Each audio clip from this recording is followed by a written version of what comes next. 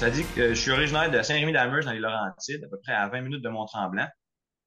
Puis aujourd'hui, je vais partager un peu mon témoignage de mon cheminement de foi, de l'enfance aller jusqu'à aujourd'hui. Pour certains, il va être plus court que l'heure parce que j'ai juste 33 ans de témoignage à partager, mais c'est pas grave. On va y aller avec ça. Alors, je veux commencer mon témoignage en lisant un verset vraiment rapide, une partie d'un verset, en fait, pas le verset au complet. C'est dans Jérémie 31, verset 3. J'ai choisi la version Louis II, juste pour la façon qui est formulée. Puis la partie du verset que je vais lire, ça dit, je t'aime d'un amour éternel. Donc, pour moi, Dieu, il a fait beaucoup de choses. Pour tout le monde, en fait, Dieu a fait beaucoup de choses. Pour moi, c'est vraiment son amour qui m'a touché le plus. Puis c'est ça que je veux partager aujourd'hui. Comment est-ce que son amour m'a amené à sa connaissance depuis l'enfance jusqu'à aujourd'hui. Donc, on va garder en tête le verset Jérémie 31, verset 3, je t'aime d'un amour éternel, et on y va. Donc, je suis venu au monde en 1990, j'ai été élevé dans une famille croyante. Mes parents ont toujours été à l'église, très impliqués. Mon père était diacre, ma mère était impliquée dans la jeunesse, dans le ministère de louange à l'église. Grandir dans l'église, c'était quelque chose de normal. Mes cousins, mes grands-parents, mon oncle, ma tante, tout le monde allait à l'église. Donc, c'était quelque chose que j'aimais faire. J'allais à l'église, je voyais mes cousins et cousines. Après l'église, des fois, il y avait des agapés, des rencontres, des événements. Tout le monde avait du plaisir. La vie allait bien, on va dire. Pour moi, en tant qu'un enfant, je veux dire, Dieu m'a béni, m'a démontré un amour. On va dire que certains enfants n'ont pas la chance de découvrir ou d'être élevés dans cet entourage-là de bonnes valeurs avec de l'amour. Donc, quand j'étais jeune, j'allais à l'église, les services d'école dimanche, j'ai appris les histoires de la Bible. J'ai appris l'amour de Dieu à travers les histoires de la Bible et toutes les belles choses que ça a été incrusté dans ma mémoire dès mon jeune enfance. Mes parents, je vais dire, ils ont bien réussi sur ce côté-là. On était 4 enfants chez nous. Je suis le deuxième de 4. Puis quand j'ai été tombé à l'adolescence, j'ai commencé à m'impliquer un peu dans la musique ou sur le système de son. Il y avait un besoin dans l'église, donc on aidait tout le monde. On me rappellerai toujours, mon père, quand on était jeune, il nous amenait les samedis pour nettoyer l'église. C'était pas notre tâche la plus favorite, mais on avait quand même du plaisir. Puis souvent, en revenant, il arrêtait à la station-service, mettre du gaz, puis il achetait une collation spéciale. Fait que, c'est des beaux souvenirs d'enfance que j'ai toujours gardés dans ma mémoire. Euh, Grandir dans l'église. Rendu à l'âge de 16 ans, le pasteur, il avait approché mon cousin, mon frère et moi-même. Il nous demandait ce qu'on pensait d'être baptisé dans l'eau. On a tous dit oui parce qu'on savait c'était quoi le cheminement chrétien, comment que la Bible nous demande de mettre de côté l'ancienne vie, on va dire les étapes à faire, son façon de parler, pour grandir dans la foi. Et se faire baptiser fait partie du cheminement, c'est un signe symbolique qu'on prend de bonne nature pour justement symboliser notre engagement envers Dieu. Donc, on a fait, les trois, on s'est fait baptiser en avant de toute l'Église, la famille, cousins, la parenté, dans un lac. Et je me rappellerai, la place qui ont décidé de nous baptiser, c'était là qu'on avait des camps d'été quand on était jeunes, qui étaient organisés par mon oncle, ma tante et des gens de l'Église qui avaient, tout comme les gens qui ont fait la plateforme Croix-tu, un désir de transmettre la bonne nouvelle de Dieu. Eux, c'était un appel vers les jeunes enfants. Donc, on s'est fait baptiser là, puis pour moi, c'est quand même symbolique parce que j'ai eu des extrêmement bons souvenirs de passer des étés là, des semaines durant l'été, des camps d'été avec des amis d'autres églises, puis des cousins, cousines aussi, encore une fois, parce que tout le monde allait là. Donc, ça, à l'âge de 16 ans, je me suis fait baptiser. Euh, à l'âge de 16 ans, j'avais comme un désir de vie pour plus tard. Beaucoup de jeunes à l'âge de 16 ans sont comme, bon, qu'est-ce que je vais faire comme métier? Je ne savais pas qu'est-ce que j'allais faire comme métier, mais il y avait une chose que j'avais vraiment un désir profond en dedans de moi. J'avais le désir puis je vais dire ça même, quand on est élevé dans l'Église, des fois, on se donne des permissions d'exiger des choses à Dieu. C'est-à-dire, à Dieu, Dieu, c'est ça que je veux, puis on s'attend qu'il va le faire parce qu'on sait que Dieu, c'est un grand Dieu qui est plein d'amour. Donc, j'avais comme ce désir en moi à l'âge de 16 ans, puis j'avais mis comme un deadline à Dieu, une date, dire à Dieu, par le temps que j'ai 25 ans, je vais avoir une maison, une femme, puis des enfants. C'était comme un peu un rêve de jeune adolescent, un peu immature, mais je savais pas c'était quoi le métier que j'allais faire, mais moi, c'était clair dans mon cœur. Ce que je voulais, comme pour dire que j'allais accomplir et réussir dans la vie, c'était avoir possession d'une maison, une femme et des enfants par le temps que j'ai 25 ans. On met ça, on continue à avancer dans la vie va bien. Rendu à l'âge de 18 ans, 17 ans, j'ai fait l'application pour rentrer dans les Forces armées canadiennes en tant que technicien ou mécanicien d'avion. Le processus a été fait, j'ai été accepté. À l'âge de 18 ans, ça faisait un mois que j'avais 18 ans, puis j'ai rentré dans au centre de recrutement à Saint-Jean-sur-Richelieu. À partir de là, j'ai pas eu nécessairement l'entourage à temps plein de les valeurs de l'Église et de ce que mes parents m'ont enseigné, mais ça a resté avec moi. On ne peut pas oublier ce qui est ancré dans notre cœur. Donc, j'ai commencé à découvrir c'est quoi la vie adulte, mais découvrir la vie adulte sans Dieu dans le décor, parce que là, je me suis complètement changé de place, changé d'environnement, et je me suis entouré de gens qui ne croient pas en Dieu. Donc, tranquillement, le party, l'alcool et les femmes sont apparus dans le décor. Jeune de 18-19 ans, oui, tu as les valeurs, tu sais qu'est-ce qui est la bonne chose à faire selon ce que tu as grandi, mais j'ai pareil, on va dire, penché sur le côté du plaisir personnel que j'éprouvais à l'époque avec le social, que pour moi, le social que j'avais quand j'allais faire le party avec mes amis, c'est un peu le social que je retrouvais de quand j'ai grandi dans les retraites de jeunesse, au centre les vendredis soirs, les dimanches matins. L'Église est une communauté où on a un cercle social aussi qui nourrit les bonnes valeurs, si on peut dire. Mais là, je me suis fait un autre cercle social complètement parallèle, si on peut dire, où ce que j'avais mon cercle d'amis qui ont toujours été à l'église, que j'ai voyé la fin de semaine, les dimanches, quand j'allais à l'église. Mais le reste de la semaine, j'avais mon cercle du travail qui avait une grosse influence sur ma vie. Donc, j'ai commencé à retrouver un peu de ce que l'Église m'apportait à l'intérieur, dans le party, et avec des amis qui n'ont pas les mêmes valeurs. Ça ne veut pas dire que c'est des mauvaises personnes. Au contraire, j'ai gardé contact avec plusieurs de ces personnes-là, même encore aujourd'hui. Mais il y a quelque chose qu'ils ne pouvaient pas m'offrir que juste l'Église pouvait m'offrir. Donc, je faisais le party le vendredi soir et le samedi soir. Puis le dimanche matin, j'allais à l'Église, puis je tapais des mains, puis je m'occupais du son encore parce qu'il y avait besoin d'aide pour le son. Puis des fois même, je jouais du drum en avant à l'église. Puis j'ai continué ce rythme de vie-là. Tous mes amis savaient que j'allais à l'église. Puis ils trouvaient ça bizarre que je me couchais à 3 heures du matin samedi, mais que je me levais pareil à 9 heures pour être à l'église à 10 heures le dimanche. Eux, ils dormaient jusqu'à midi. Mais ils disent, whatever, si ça te rend heureux, continue de même. Puis ben, je dis, c'est ce qu'on fait le dimanche. On va à l'église. Donc, rendu à l'âge de 18 ans, c'est ça. Je me suis éloigné. J'étais au centre de recrutement à Saint-Jean-sur-Richelieu. Ensuite, je suis allé à Borden, en Ontario, à peu près 1 heure et demie de Toronto, pour mon cours de mécanicien de base. Et en 2010, j'ai été transféré ici à Greenock, dans la Nouvelle-Écosse. Donc là, je me suis retrouvé à 14 heures, 15 heures de la maison, 15 heures de tous mes amis, de tout mon entourage. Et quand je suis arrivé ici, il y avait une personne que je connaissais. C'est un gars qui était sur mon cours en Ontario, qui lui aussi était transféré à Greenwood.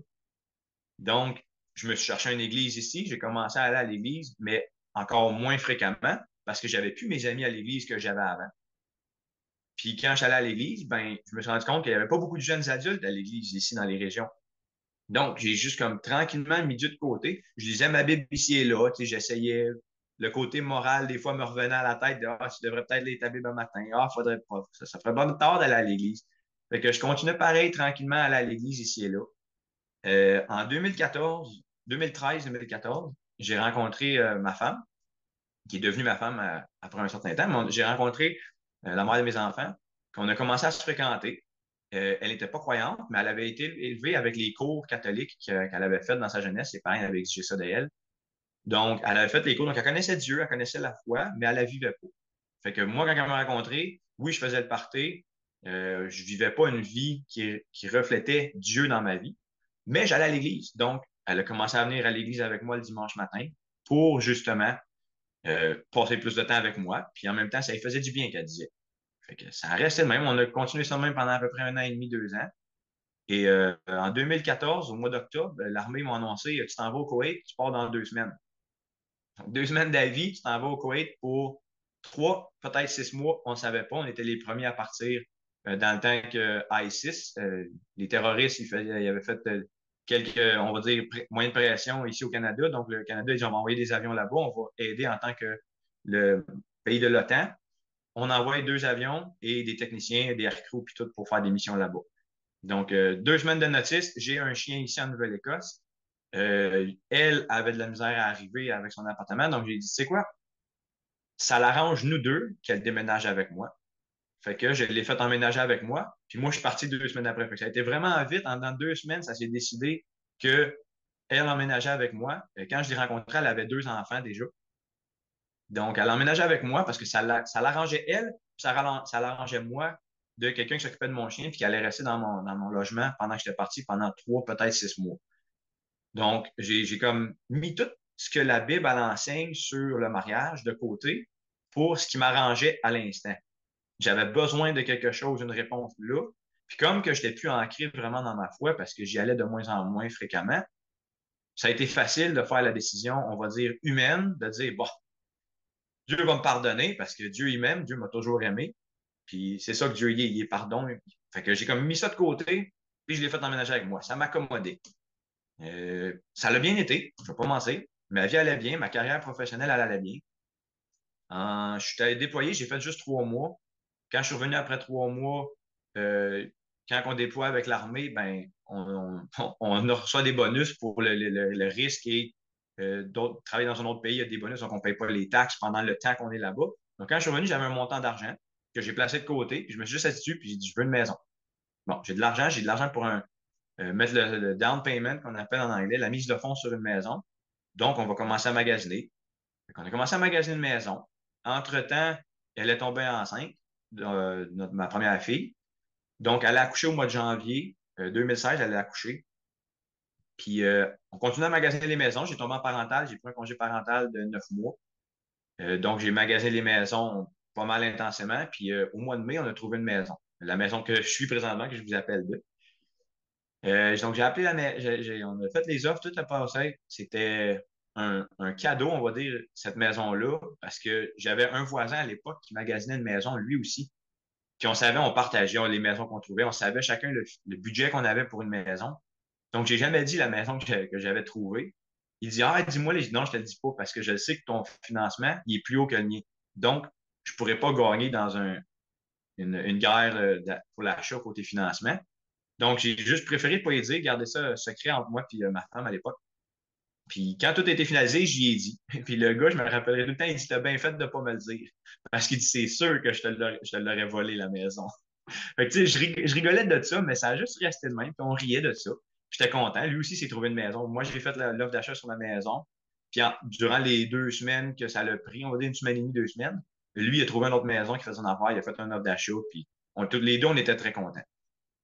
Mais c'est ça, il m'avait dit quand il avait vu la maison, les photos de la maison, il dit, t'es chanceux parce que oui, je t'aurais mis une guerre d'offres, puis il aurait gagné à cause du financement qu'il y avait disponible. Donc, ça restait de même. Au mois de mai, on finalise toute l'inspection, tout est fait. Euh, Mois de juin, on prend les clés, on prend possession de la maison, le 21 juin 2016. Euh, je venais juste d'avoir 26 ans. Ça, c'était un moment pour moi que j'oublierai jamais, parce que ça faisait déjà 2 ans que j'allais pas à l'église, que je vivais ma vie, puis que je bâtissais ce que j'avais toujours rêvé d'avoir, qui était une femme, des enfants, et maintenant j'avais la maison. Et juste pour mettre un contexte, on avait le contrat terminé, il restait juste à prendre possession de la maison, mais le contrat terminé a été terminé au mois de mai, avant la mi-mai. Puis ma fête, c'est le 2 juin.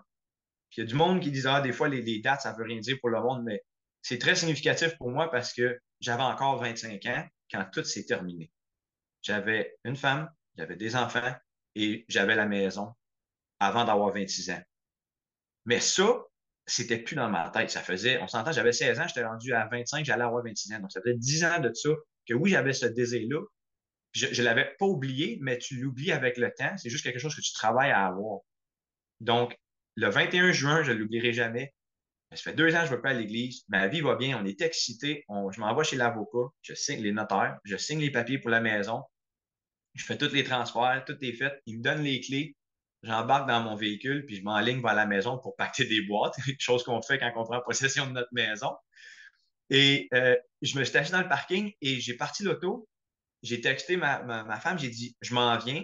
Puis quand j'ai déposé le téléphone, il y a eu quelque chose qui s'est passé à l'instant même. Il y a quelque chose d'extrêmement pesant qui s'est descendu sur moi. C'est comme si Dieu m'avait parlé à ce moment précis-là. Je l'oublierai jamais de ma vie. Un poids à l'intérieur, puis c'était clair, comme s'il était assis à côté de moi. Quelqu'un me disait, tu vois tout ça? Puis mon rêve, à l'âge de 16 ans, est revenu à l'esprit au moment. Puis tout est venu. Ce que j'exigeais de Dieu, façon de parler, dans mon jeune de 16 ans, que je voulais une femme, des enfants et une maison par le temps que j'avais 25 ans, quand j'ai pris possession des clés, ça m'est apparu dans le char, il m'a dit, tout ça, il dit, tu le mérites pas. C'est comme si Dieu me disait, tu vois, ces trois choses-là, des exigences que tu exigeais de moi dans ton, on va dire, ta tête, que tu rêvais de, des rêves de vie, mais aussi des exigences que tu m'avais mis, tu ne mérites pas. Puis je le savais pourquoi je ne le méritais pas, parce que j'avais mis Dieu de côté, donc je ne méritais pas qu'il m'aime puis qu'il me donne quelque chose. D'autant, je me dis, une chose, c'est bien, deux choses, c'est bien, mais toutes, je ne le méritais pas. Puis qu'il me donne ces trois choses-là, mes trois rêves de vie, dans le deadline que j'y avais dit, c'est comme, on va dire que c'est un miracle, mais que Dieu, il soit présent dans l'auto et qu'il me dise, tu ne le mérites pas, mais je t'aime tellement que je t'ai donné pareil. Puis ça m'a fait penser ce matin, je lisais, puis là, je fouillais dans mes notes, puis comme j'aimerais ça un verset pour vraiment aller ce que la Bible parle à propos de l'amour de Dieu sur ça. Puis ça m'a ramené dans Lamentation 3, verset 22-23. Puis je vais juste le lire vite, vite. Puis ça dit, deux secondes, ça dit, voici la pensée que je me rappelle à moi-même, la raison pour laquelle j'aurai de l'espérance. Non, les bontés de l'Éternel ne sont pas à leur terme et ses tendresses ne sont pas épuisées. Chaque matin, elles se renouvellent. Oh, ta fidélité est grande. J'ai celle-là, puis ouais, c'est ça. J'ai celle-là. Donc, pour moi, Dieu nous aime même quand on s'éloigne de lui. Il va pas arrêter de nous aimer. Il est fidèle à lui-même. Il a promis dans la Bible, il y a plusieurs versets que Dieu nous aime. Puis c'est pour ça, Jérémie 31, je t'aime d'un amour éternel. Il n'y a rien qui peut nous séparer de l'amour de Dieu, mais ça, on va en parler plus tard. Donc, Dieu qui est à chaque côté de moi, qui me rappelle, qui dit, tu m'as abandonné, mais je t'aime pareil. Ça m'a vraiment touché. J'ai juste fondu en larmes dans l'auto, puis j'ai dit, je le sais, Seigneur. Je le sais, je le mérite pas. Merci. Je te demande pardon. Je me suis excusé à Dieu. Je dis, tu as raison, Dieu. Je t'ai abandonné, malgré que j'ai été élevé dans une enfance merveilleuse, où ce que j'ai eu des parents, un entourage rempli d'amour, de bonnes valeurs. Contrairement à tellement de monde, j'ai eu une enfance facile. J'ai eu une enfance remplie d'amour. Puis j'ai décidé de mettre tout le bien de côté pour vivre ma vie, pour bâtir ma vie. Puis quand que j'arrive là, où ce que je réalise que même quand j'ai abandonné Dieu, je l'ai mis de côté, Dieu il fait juste me rappeler encore qu'il m'aime. Puis j'ai dit, je te demande pardon, Dieu, tu as raison. Tu as raison, je t'ai mis de côté. Merci pareil de m'avoir tout donné ce que j'ai toujours rêvé d'avoir. Puis en larmes, j'ai juste embrayé le char, puis je me suis en allé à la maison, puis j'ai passé à d'autres choses. On déménage. Le train de la vie reprend. Aussitôt que j'arrive à la maison, je n'ai même pas partagé avec ma femme. Ça a été quelque chose que j'ai gardé pour moi très longtemps. Mais ça a été une puissance que j'ai pas pu nier que Dieu était vivant. Je reconnaissais que Dieu était vivant. Il m'avait parlé, il m'avait révélé tout des rêves et son amour pour moi jusqu'à ce jour-là. J'étais comme, wow, Seigneur, on peut pas nier l'amour de Dieu à ce moment-là.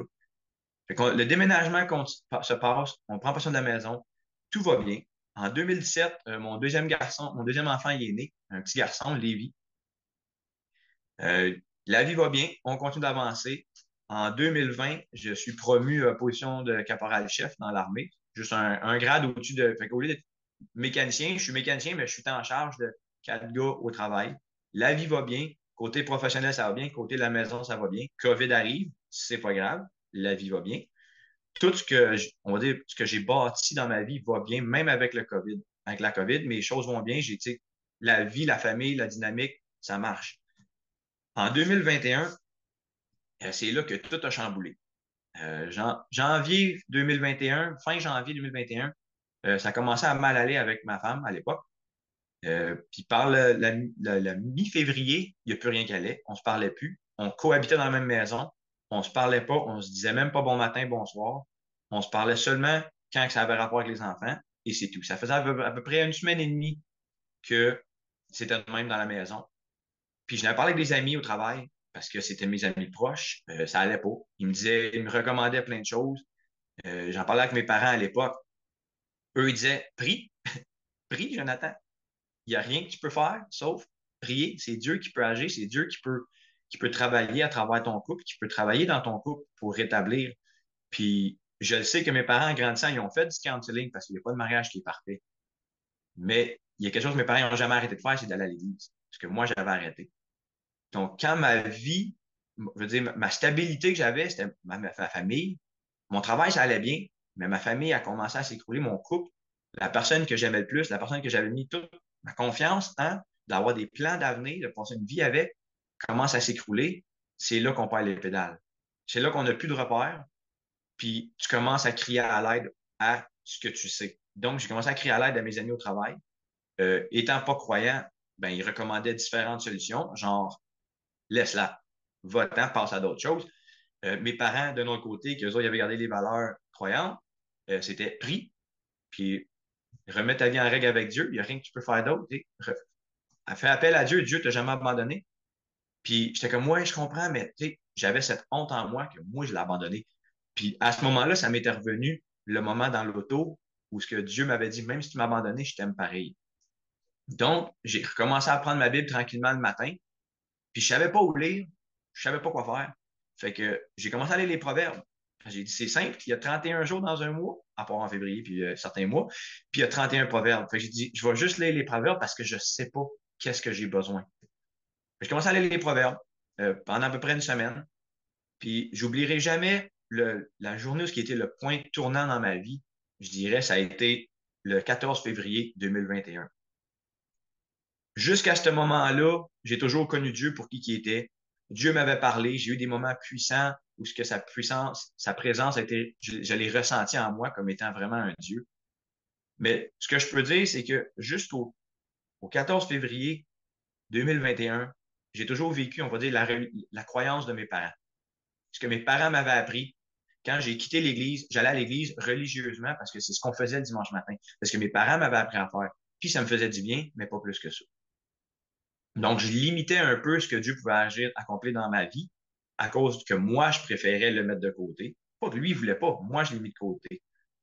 Puis quand que j'ai décidé, OK, 14 février, je me suis levé, c'était le matin de la Saint-Valentin. Puis comme qu'il n'y a plus d'amour dans mon couple, le matin de la Saint-Valentin, c'est très dur d'être heureux et de ressentir de l'amour. Donc, je me suis levé, j'ai fait déjeuner. Rendu là, on avait 4 enfants et je les ai toutes fait déjeuner. Ma conjointe à l'époque était assise dans le salon, puis elle parlait pas. Elle était pas très contente. J'avais commandé des fleurs. Donc, on va essayer de rétablir un lien de communication à travers un bouquet de fleurs que j'ai fait livrer à la maison. Puis elle a ouvert la porte, elle a pris les fleurs, elle les a mis dans le bouquet, elle m'a donné un câlin, puis elle est allée en bas en avant du poêle, puis ça a arrêté là.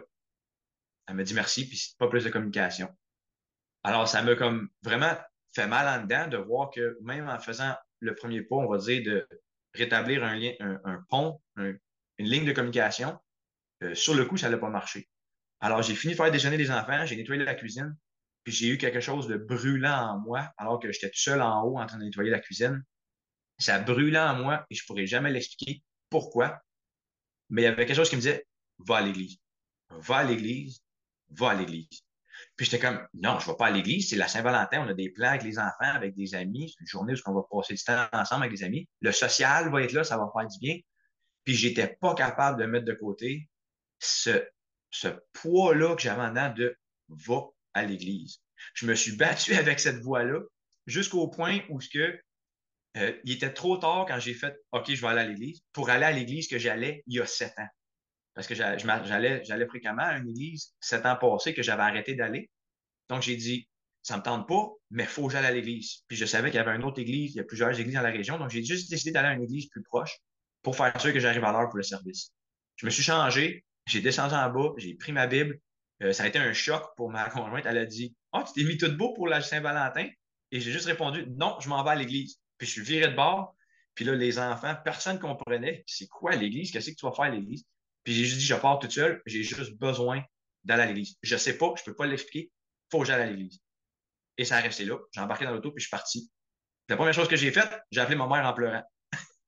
J'ai dit, maman, je ne sais pas pourquoi, ça me fâche. Puis j'ai expliqué, faut que j'aille à l'église, mais je veux pas y aller. Ça me brûle là-dedans, ça me dérange. Je mérite. En plus, c'est la journée de la Saint-Valentin. Ils vont prêcher sur l'amour. Puis il n'y en a pas d'amour dans mon couple, il n'y en a pas d'amour dans ma vie.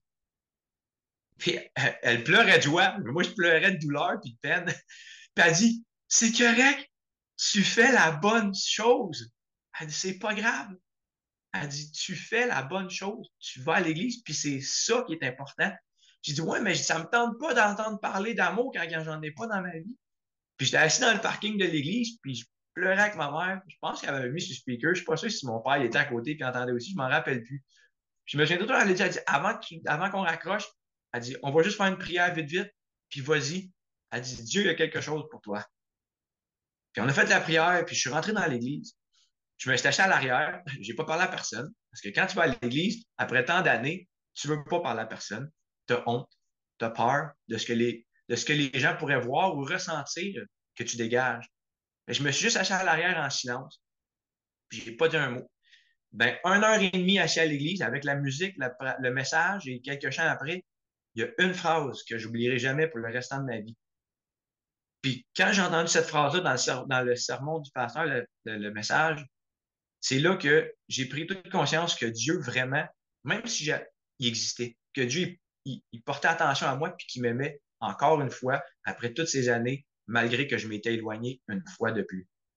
Il y a quelque chose que le pasteur a dit que c'est ce que j'avais besoin d'entendre. C'est pas nécessairement tout ce que je voulais entendre, mais c'est la seule chose de toute mon 1 heure et demie à cette église-là qui a fait en sorte que j'ai arrêté de vivre la croyance de mes parents envers Dieu, puis Dieu est devenu réel pour moi.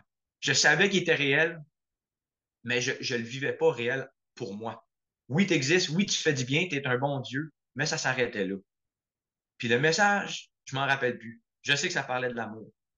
Mais la phrase que le pasteur a dit, qui m'a collé, je vais la partager parce que pour moi, ça a une puissance pour n'importe qui. Puis c'est quelque chose de très simple, mais que des fois, on oublie. Surtout quand on est dans une relation ou en dispute avec quelqu'un, on oublie l'importance de l'amour.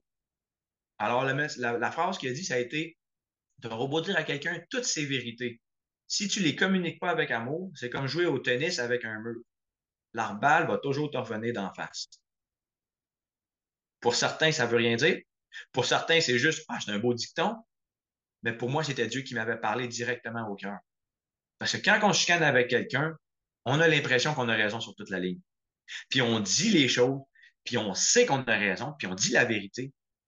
Le problème, c'est que si on n'est pas capable de communiquer avec amour, eux vont se revirer de bord, puis eux aussi vont dire des choses qui ont raison, eux aussi vont dire la vérité, mais il n'y a pas d'amour. Donc, tout le monde est blessé, puis personne ne reçoit le message et comprend ce qu'on essaye de communiquer un envers l'autre.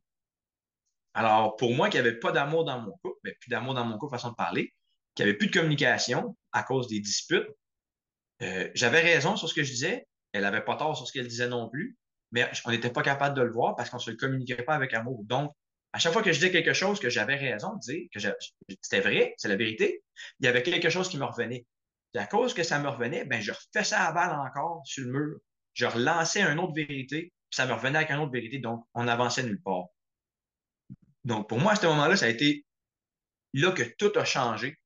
Euh, j'ai pas donné ma vie à Dieu ce dimanche matin-là. J'ai pas retourné, on va dire, mais il y a eu un déclic qui s'est fait où ce que Dieu t'est réel. Dieu, tu sais c'est quoi mon besoin, même si je te l'ai pas dit. Tu sais c'est quoi mon besoin. Tu sais c'est quoi qui se passe dans ma vie. J'avais pas communiqué à Dieu, mais Dieu, il savait, Dieu il était présent à chaque jour qui a passé. Puis, de ce moment-là, si on continue à avancer, je suis parti en exercice pendant une semaine et j'ai vraiment fait un focus. On avait dit, on se parle pas, on s'écrit pas pendant une semaine, à moins que ça rapporte les enfants. Puis j'ai fait un focus de lire ma Bible à tous les matins et de prier à travers la journée. Mais ça, c'était une décision personnelle. Puis Dieu me révélait des choses à propos de moi. Parce que la beauté de Dieu, c'est qu'il va pas changer les gens autour de nous, il va nous changer en premier. Puis ça va changer comment on interagit avec les gens. Donc, au lieu de voir toutes les choses que j'aimais pas à propos de ma conjointe, j'ai commencé à m'analyser, à demander à Dieu de m'analyser, de me révéler à moi ce qui plaisait pas, ce qui lui plaisait pas. Et j'ai découvert des torts que ma conjointe me reprochait même pas, mais des choses que je faisais, des façons de vivre, des mauvaises habitudes que j'avais, qui déplaisaient énormément à Dieu. Et cette semaine-là qui a suivi le 14 février, il y a beaucoup de choses qui se sont passées dans moi, dans mon cœur, où ce que j'ai fait, OK, Seigneur, je peux plus continuer à vivre ma vie et juste utiliser comme un téléphone 911. Hey Dieu, j'ai besoin de toi. T'es réel, t'es toujours là. Puis comme que j'ai pas d'amour, puis toi tu m'aimes pareil, ben je peux plus le nier. T'es vrai, t'es amour. Puis tu vas mettre tout de côté pour venir nous rejoindre. Donc quand la Bible a dit, il va abandonner les 99 brebis pour trouver celle qui s'est égarée, je me sentais un peu comme cela. Alors ça a été un peu le déclic qui s'est fait. Mais comme si c'était pas encore assez, quelques semaines après ça, je suis retourné. Ça a donné que j'ai pu aller à l'église que j'allais 7 ans passés. Là, on parle, j'avais 31 ans, 30 ans, 31 ans. Et la dernière fois que j'avais été à l'église, j'avais 23, 24 ans. Donc, il y a gros, la barbe a changé, moi j'ai changé, puis on est dans le pic de COVID en 2021, tout le monde porte des masques. Et je suis allé à l'église où ce que j'allais 7 ans passés, un dimanche matin, puis je me suis assis encore une fois dans le fond de l'église. Parce que là, c'était pas juste retourner à l'église. C'était retourner dans une église où ce que je connaissais des faces. Les gens me connaissaient. Mais je me suis dit, ça fait 7 ans, ils se rappelleront sûrement pas de moi. Mais j'ai pareil cette honte un peu en dedans de moi encore de dire, j'ai l'impression que je vais à l'église juste parce que ma situation n'est pas réglée. Mais là, j'ai pris une décision de non, je vais aller à l'église, pareil, même si ma décision se règle, parce que t'es trop réel pour moi, Dieu, je peux plus le nier. Puis j'oublierai jamais une personne en particulier quand je suis arrivé à l'église le dimanche matin. Je me suis assis dans le fond à droite. J'étais pas dans le fond en arrière, mais j'étais sur le bord du mur à droite de l'église. Puis j'étais assis, puis je suis juste tranquille. Je dis pas, j'ai un masque, tout le monde a des masques.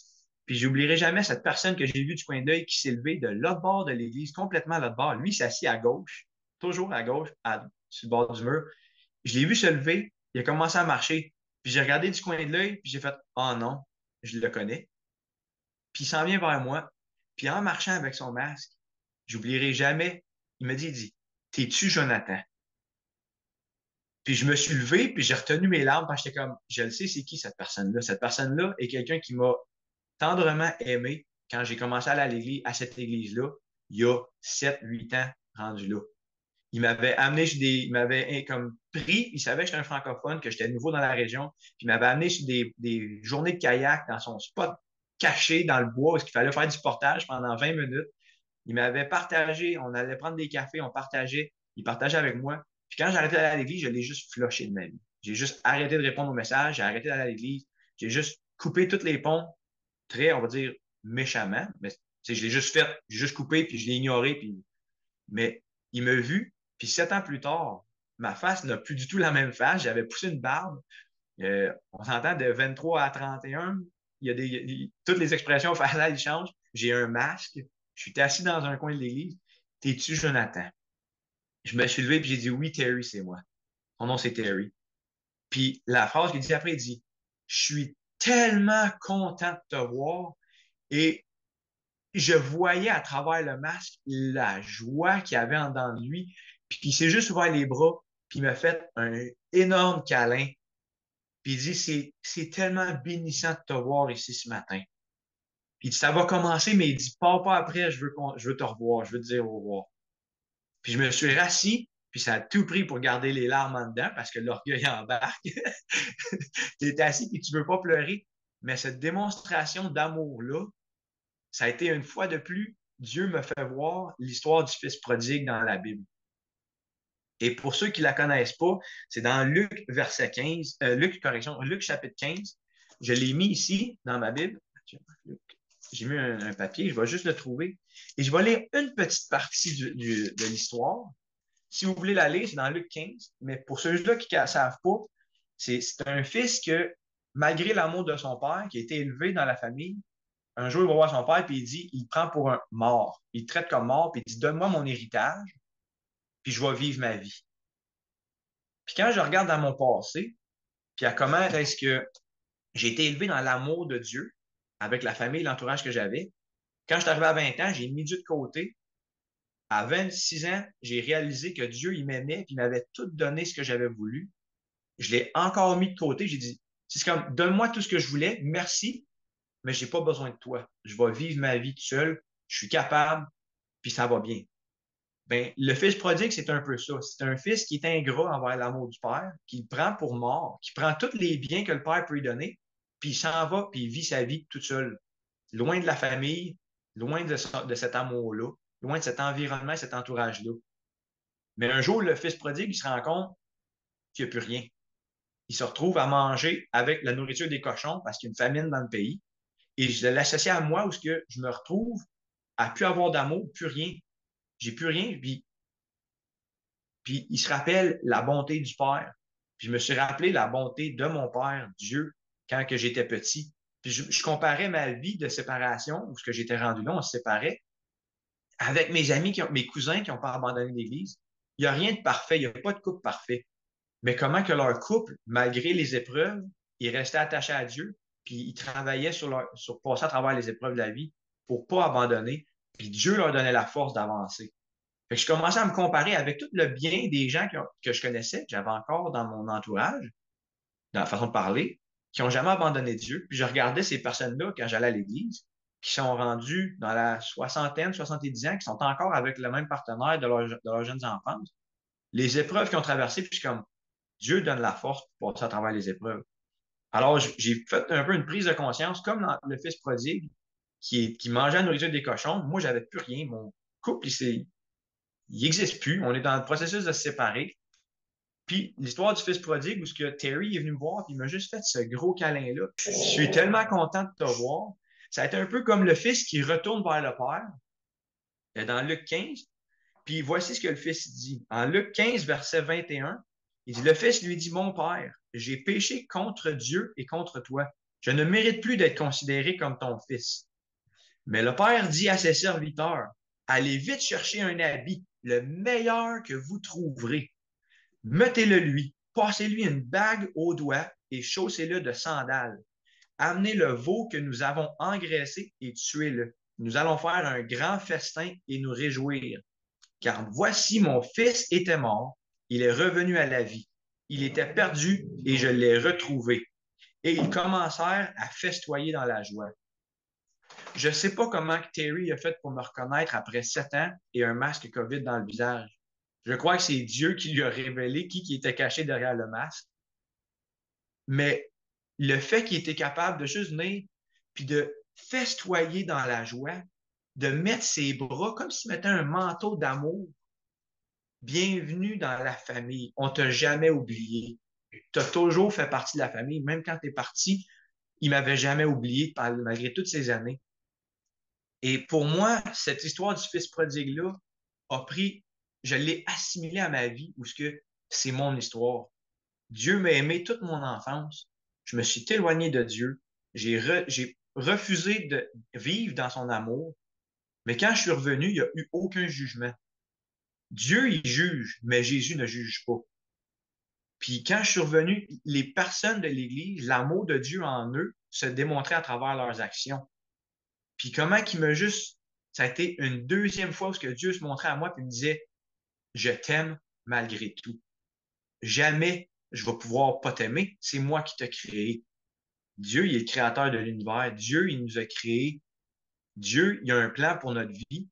Malgré les épreuves, Dieu veut notre bien. Des fois, c'est pour nous apprendre des leçons. Des fois, c'est pour nous faire grandir. Et d'autres situations dans la vie, c'est pour nous bénir. J'étais dans une place où ce qu'il fallait que j'apprenne. Il fallait que je réapprenne c'était quoi l'amour de Dieu. Puis à travers ça, c'est vraiment venu prendre toute son ampleur pour moi, où ce que Dieu il est amour, Dieu pardonne. Peu importe ce que j'ai fait, peu importe comment je l'ai mis de côté, même quand il a essayé, à travers sa bonté, de me montrer en 2016, hey, tu ne mérites pas, mais je t'aime pareil. J'ai tout fait ça pour toi. Parce qu'il n'y a rien que j'aurais pu faire de mes propres forces qui aurait pu me donner tout ce que je voulais. J'aurais au plus réussi à accomplir un ou deux, mais pas tout. Fait qu'en 2021, malgré que j'ai plus l'amour de ma femme, on se sépare, j'ai découvert une vraie amour. Un amour qui n'est pas humain, c'est l'amour de Dieu. Un amour où ce que elle est parfaite. Il n'y a pas moyen de l'expliquer différemment. La Bible, elle parle de l'amour de Dieu. Elle parle de c'est quoi l'amour. L'amour est patient, l'amour est bon, l'amour pardonne, l'amour, il y en a plusieurs. Mais Dieu représente toutes ces choses-là. La Bible est inspirée de Dieu, donc cette description de l'amour-là vient de Dieu. Mais quand on parle de l'amour de Dieu, pour moi, ça a été quelque chose qui me redonnait une espérance de vie. Euh, Jean 3,16, c'est le verset que plein de personnes qui connaissent pas Dieu connaissent ce verset-là. Puis je vais le citer parce que je l'ai appris dès mon enfance. Car Dieu a tant aimé le monde qu'il a donné son Fils unique, afin que quiconque croit en lui ne périsse point, mais qu'il ait la vie éternelle. Mais il y a le verset suivant que pour moi, il y a une grosse profondeur. Jean 3, verset 17. Et je ne l'ai pas mis. Je vais le trouver vite, vite. J'avais mis un papier, finalement, je ne l'ai pas. Ah oui, il est là. Non. Lève là. OK, j'avais mis le mauvais côté. Jean 3, verset 17, c'est la suite qui explique l'amour de Dieu. Donc, car Dieu a tant aimé le monde qu'il a envoyé Jésus pour nous pardonner. Si on croit en Jésus, on croit qu'il est mort pour pardonner nos péchés, Dieu nous pardonne. Mais Jean 3, verset 17, ça dit ceci. En effet, Dieu n'a pas envoyé son Fils dans le monde pour condamner le monde, mais pour que celui-ci soit sauvé par lui. Celui qui met sa confiance en lui n'est pas condamné. Et pour moi, ça a été un moment, un point tournant dans ma vie où ce que je connaissais, je pouvais les réciter par cœur, Jean 3, 16. Mais quand j'ai lu Jean 3, 17, c'est venu mettre un spotlight comme une lumière sur c'est quoi l'amour de Dieu. C'est Dieu nous aime tellement qu'il a envoyé Jésus pour nous pardonner. C'est beau. Mais comment il fait pour nous pardonner? Ben, quand il a envoyé Jésus, c'est pas pour nous juger, c'est pour nous sauver. Il a créé le chemin. Jésus, dans la Bible, ça dit, il est le chemin, la vérité et la vie. J'étais mort dans mon péché, j'étais mort dans ce que j'avais construit en toutes ces années-là. Je me sentais en vie. Mais quand que ça commençait à être chambranlant et à tout s'effondrer, je réalisais que j'étais mort. J'avais plus l'amour que je dépendais, que j'avais besoin pour vivre, qui était celle de ma conjointe. Puis Dieu, c'est là qu'il s'est révélé à moi, puis il a dit, hey, allô, j'ai jamais parti. Je t'ai toujours aimé, c'est juste que tu m'as mis de côté. Puis Jésus, là, j'avais la honte d'aller à l'église. Puis en lisant Jean 3, 17, c'est comme, Dieu, il vient pas pour juger, Dieu vient pour pardonner. Puis c'est ce que pour moi, Dieu a fait, son amour m'a pardonné. A pardonné le fait que je l'ai mis de côté pendant toutes ces années pour vivre ma vie, ce que moi je voulais. Puis quand il m'a révélé que c'était pas de mes propres forces que j'y étais arrivé ou ce que j'étais rendu, c'était par son amour puis par des bénédictions qu'il m'avait accordées, j'ai pareil pour voulu le suivre, puis je l'ai pareil laissé de côté, puis continuer à vivre ma vie avec les bénédictions qu'il m'avait données. Donc, quand ma femme est partie, ça n'a pas été facile. Mais c'est là que j'ai repris contact avec j'ai repris contact. J'avais jamais vraiment pas perdu contact avec mes cousins, mais je me suis rapproché de mes cousins, je me suis rapproché de mes frères qui habitent au Québec parce qu'ils allaient encore à l'église. Puis là, j'avais besoin de cet entourage-là qui avait les mêmes valeurs, qui allait m'encourager à grandir dans ma foi envers Dieu. J'avais besoin de quelque chose qui allait me nourrir un peu. J'allais me nourrir de des gens qui avaient les mêmes valeurs, qui avaient le même but dans la vie, c'était de servir Dieu, d'avoir Dieu en premier et le reste en deuxième. Quand j'ai commencé à mettre Dieu en premier, ça n'a pas été facile parce que Satan, le mal, l'ennemi, veut pas nous laisser partir. Il reconnaît que si on part, il n'y a plus d'emprise sur nous. Quand que Dieu nous lave par son sang, la mort n'a plus d'emprise sur nous. Puis la raison que je peux dire ça, c'est à cause, encore une fois, de l'amour de Dieu. Son amour est vrai, son amour donne la vie. Puis Satan, qui est la mort, ne donne pas la vie. Satan donne une illusion de vie, donne une illusion de joie ici sur la terre. Mais qu'est-ce qui arrive après? Puis c'est là que on peut trouver une espérance dans Dieu, dans son amour et dans son pardon. Dans Lamentation 3, verset 3, correction, en Lamentation 3, verset 21 à 23, voici ce que ça dit. Mais voici la pensée que je me rappelle à moi-même, la raison pour laquelle j'aurai de l'espérance. Alors qu'on est dans les processus de séparation, de séparer les biens, dans l'incertitude de qu'est-ce qui va arriver avec la maison, les enfants, le stress, les nuits blanches à pas dormir, je m'accrochais à Dieu, puis je pleurais, puis je priais, puis je louais Dieu pour m'avoir donné toute cette enfance-là qui a repris surface. Puis ça dit, Jésus est devenu mon espérance. La raison pour laquelle j'aurai de l'espérance, malgré les situations de la vie, ça a été la raison suivante au verset 22. Ça dit, les bontés de l'Éternel ne sont pas à leur terme et ses tendresses ne sont pas épuisées. Chaque matin, elles se renouvellent. Oui, ta fidélité est grande. Puis on peut regarder à l'histoire de David dans la Bible où quand il vivait dans les cavernes, puis il avait peur, puis il se faisait poursuivre pour se faire mettre à mort, malgré les tribulations et le stress qu'il devait avoir, il reconnaissait les bontés de Dieu qui n'avait jamais abandonné son côté. Il priait, il demandait ses supplications à Dieu, j'ai besoin d'aide, sauve-moi, épargne-moi, fais fuir mes ennemis, mais il n'oubliait jamais de dire merci à Dieu pour le bien qu'il avait fait. Il se rappelait la bonté de Dieu, il se rappelait son amour envers lui. Puis c'est ce qui fait que nos racines s'approfondissent encore plus dans Dieu. C'est quand on est capable de voir le bien à travers le mal. Notre façon de penser, notre espérance est encore là parce qu'on dit, peu importe ce qui arrive aujourd'hui, je le sais que Dieu ne m'abandonnera pas. Puis si c'est pas assez, on peut regarder à Jérémie 31, versets 3 et 4, que j'ai parlé au début. Ça dit, je t'aime d'un amour éternel. C'est pourquoi je te conserve ma bonté. Je te rétablirai encore et tu seras rétabli. C'est une promesse de Dieu encore une fois. Il nous a aimés éternellement. Depuis le début du monde, même avant que le monde soit créé, il y avait un plan pour nous et il nous aimait. C'est dur à ressentir quand que rien va dans la vie. Quand on perd un être cher, on ne ressent pas. C'est facile de regarder Dieu et d'être fâché envers lui pour la douleur qu'on ressent présentement.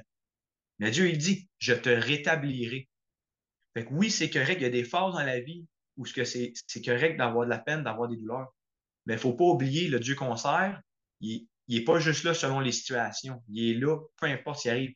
Puis c'est drôle parce qu'hier, on a eu un rassemblement. Puis il dit, dans la vie, il va y avoir des hauts et des bas. Puis il y a une ligne droite à travers tout ça. Puis ça, c'est notre espérance. Notre espérance en Dieu, notre espérance en qui il est pour nous, ça ne change pas.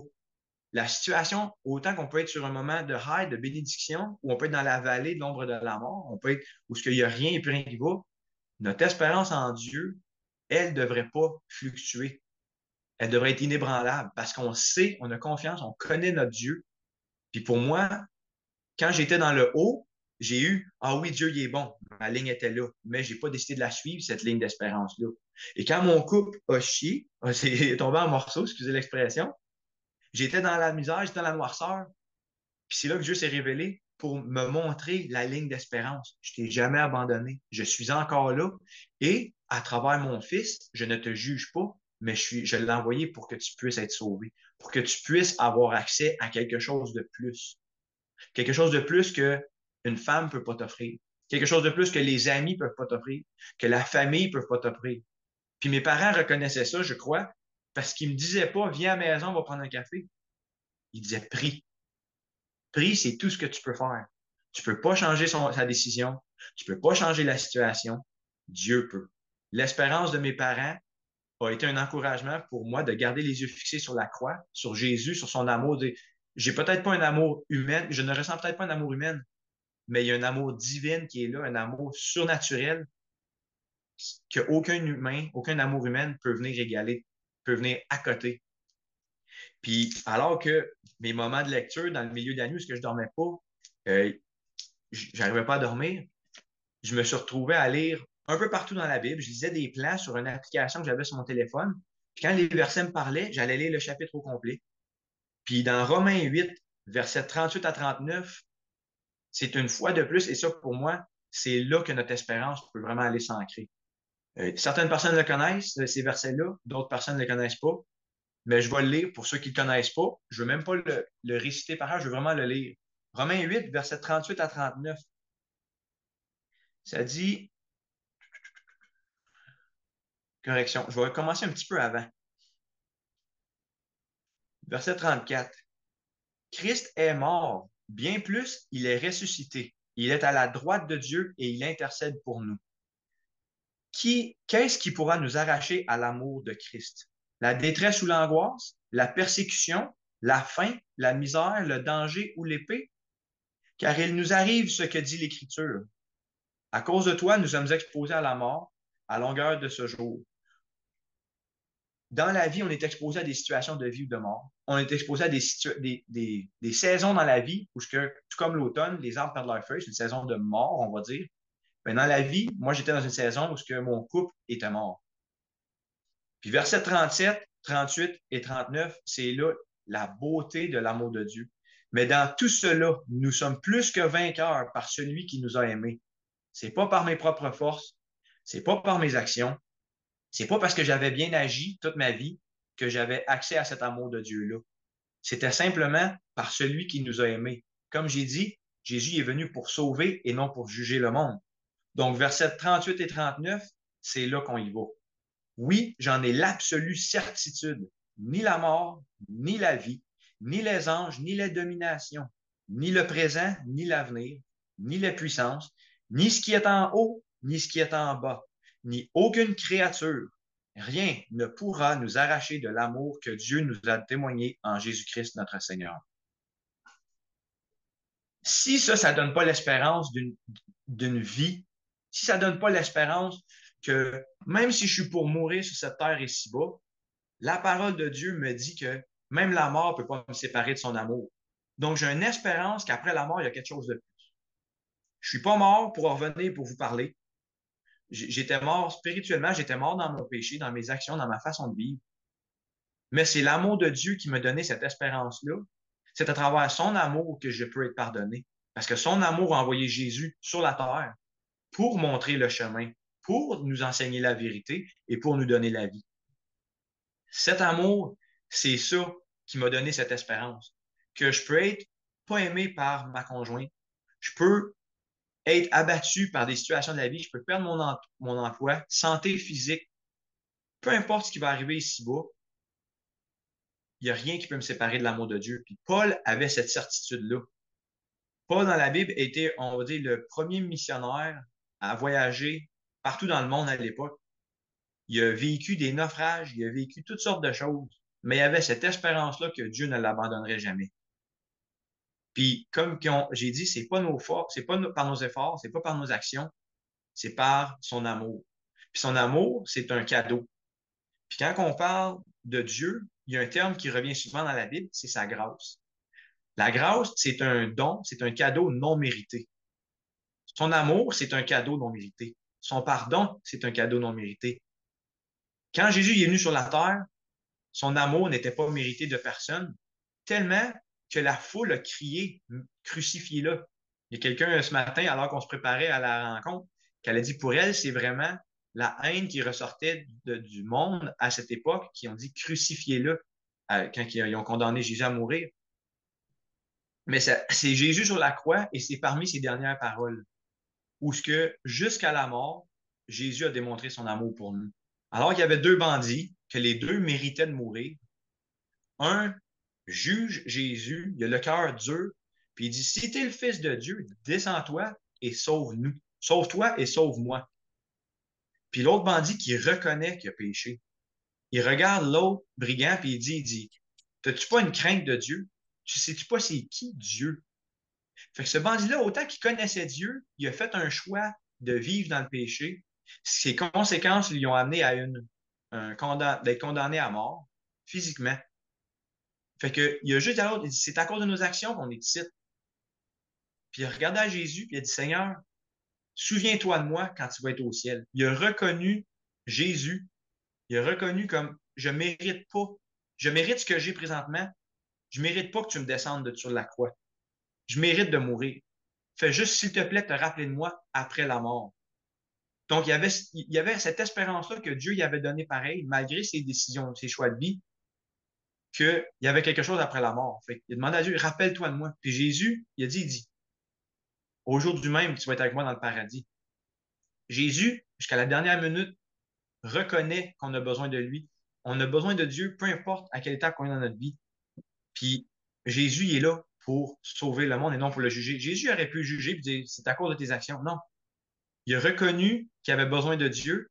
Jésus a juste étendu son amour et son pardon envers lui. Puis même quand les Romains en bas, au pied de la croix, se moquaient, ils tiraient son vêtement au sort parce que pour eux, c'est comme un trophée d'avoir martyrisé, d'avoir crucifié quelqu'un. C'était des trophées qui tiraient au sort. Jésus est sur la croix et il dit, Père, pardonne-leur car ils ne savent ce qu'ils font. Peu importe où ce que tu es aujourd'hui, que tu reconnaisses que tu vis dans le péché ou non, Dieu te pardonne. Il faut juste que tu acceptes ce pardon-là. Il faut que tu sois prête à dire, Seigneur, je sais que tu es Dieu.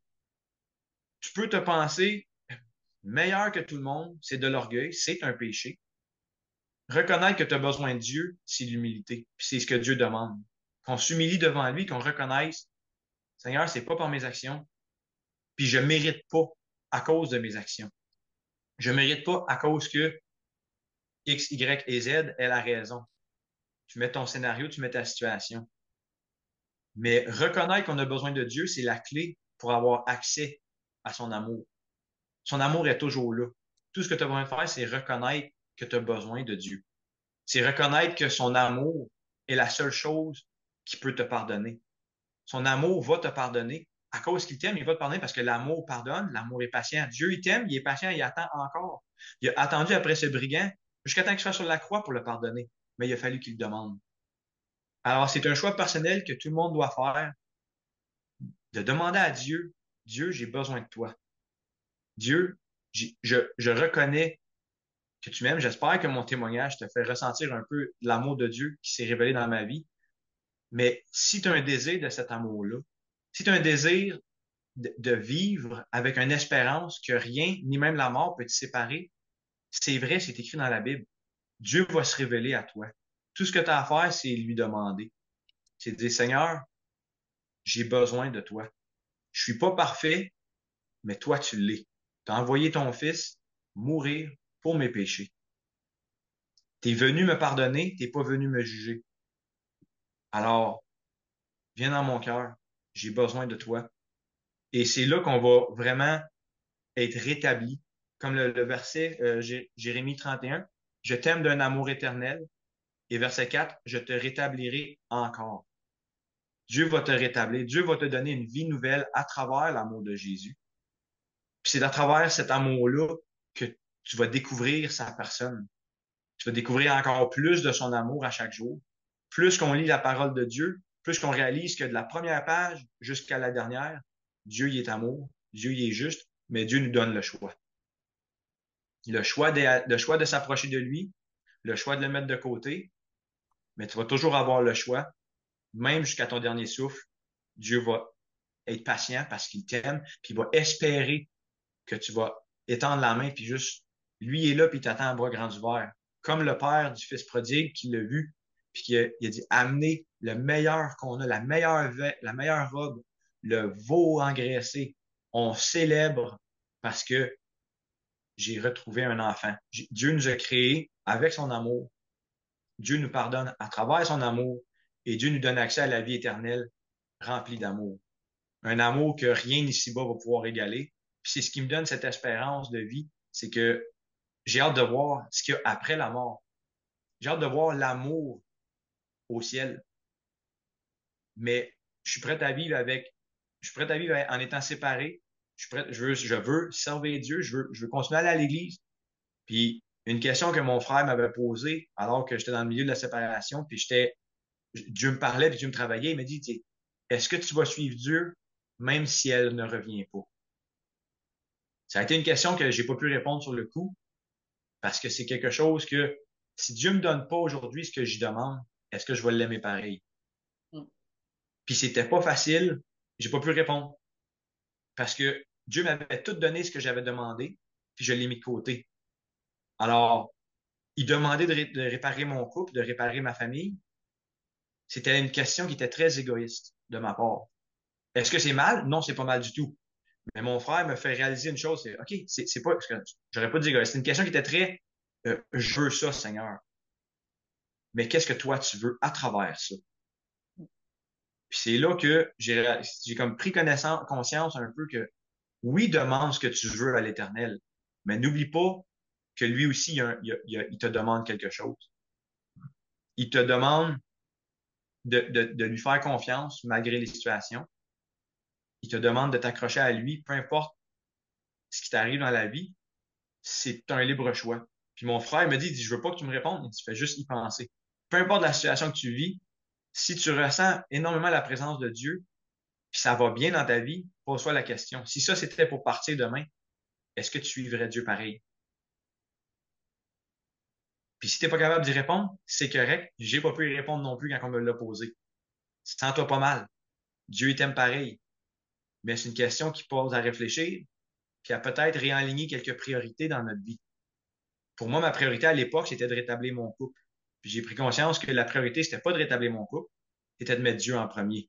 Mon couple venait en deuxième. Ma vie ici-bas vient en deuxième, mais Dieu en premier, dans ma vie ici-bas, va faire en sorte que les choses vont aller beaucoup mieux. Dieu n'a pas réparé mon couple, mais à travers ma séparation, il a ouvert des portes, j'ai vu sa bénédiction, j'ai vu son amour. Au travail, il y a des personnes, des non-croyants, des personnes qui ne croient pas en Dieu, qui sont venues me voir et qui m'ont dit, ça va mal dans mon couple, ma femme me donnait un ultimatum. Puis j'ai fait, ah ouais? Puis il dit, ouais. J'ai dit, mais pourquoi tu viens me voir moi? J'ai dit, t'as tous tes amis. On travaille presque pas ensemble, on se connaît pas plus que ça. Puis la personne, elle a dit, je le sais pas, mais tu as des conseils différents que les autres à donner. Et la seule chose que j'ai pu faire, j'ai dit, well, la seule chose que je peux te communiquer, c'est qu'est-ce qui m'a été communiqué à travers ma séparation, puis c'est l'amour de Dieu. Hmm. Pour mes collègues de travail, j'ai pu, c'est pas moi en fait, c'est Dieu, j'ai pu communiquer l'amour de Dieu à travers ma situation, à travers mes problèmes, mes situations de vie. J'ai pu communiquer l'amour de Dieu à travers cela. Et ils ont pas, ils ont pas, on va dire, ça n'a pas tout changé dans leur couple, mais ça a changé une perspective. Puis c'est ce que Dieu il fait en dans nous. Il vient changer notre façon de penser, il vient changer notre façon de vivre. Puis ces collègues-là, heureusement, ça fait 3 ans aujourd'hui de ça. J'avais 2 collègues qui m'avaient approché. Puis encore aujourd'hui, ça fait 3 ans, ils sont encore avec leur conjoint. Ils travaillent, ils font du counseling. Et ils vont pas à l'église, mais ils savent que Dieu est quelqu'un de différent. Puis quand ils ont reçu mes conseils, c'est mes conseils, mais c'est pas les miens. Ça vient pas de moi parce que ce que je vous partage aujourd'hui, c'est ce que Dieu a fait pour moi. C'est son amour pour moi, puis vous pouvez tous avoir le même amour. Alors, j'espère que mon témoignage vous a encouragé. Alors, sur ce, si vous avez jamais donné votre vie à Dieu, ben, je vous dis que vous avez rien à perdre. C'est gratuit, c'est ça le plus beau. C'est un don qu'on mérite pas, c'est un cadeau qu'on mérite pas. C'est de l'amour qu'on mérite pas, que quand on la ressent, on ne, on peut pas s'empêcher d'apprécier et d'en vouloir plus. Puis c'est ça la bonté de Dieu envers nous.